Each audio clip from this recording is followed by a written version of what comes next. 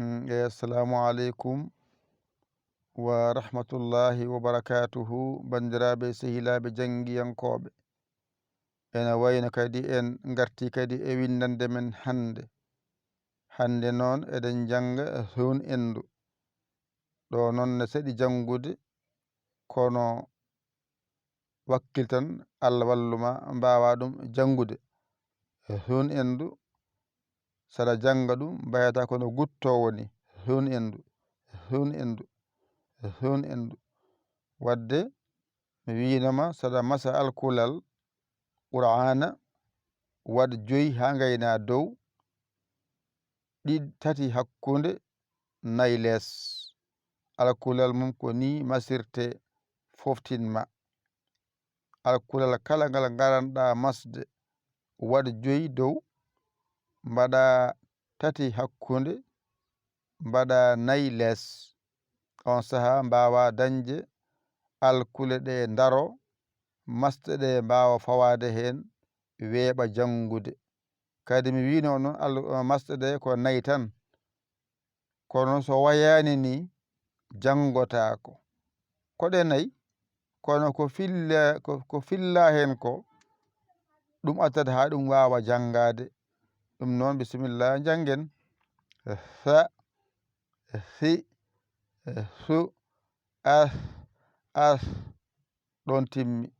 Hakkude mbiya san, sin, sun ɗon timmi. Ngara pooɗa mbiya sa, si, su, si. Ay gasi ɗum ɗo wiyete polle. Si na jiide allif joyɗi noon fonna fawade dow hen. Joni noon mbiya sa, si, su, as mo kowal, as mo sidda. Mbiya san, sin, sun less ko polle.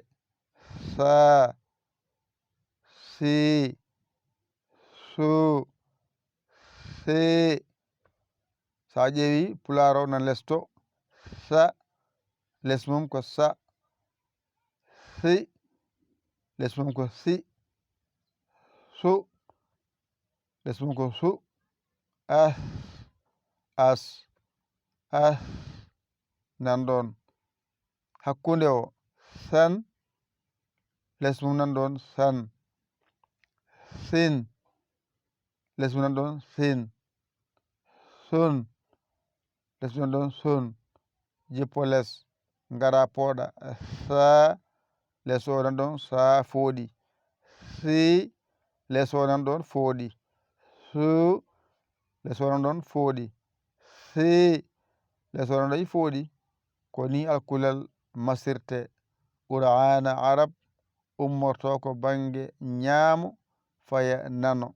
Alkulal ma nan ɗon, ƴettu kuɗol ma e karne ma mbañirɗa janga ɗigga. A hoolaki hoorema ƴewata ko bawɗo ngal, ɗakkoɗa sara makko omo holluma ngal ha jiita ngal mbawa windude ngal, mbawa jangude ngal, jalta e nde ɗo majjere. Allah ma nan ɗon jangin gotol ɓaden. Sa, si, su, as kowal, as sidda. Hakkude san, sin, sun.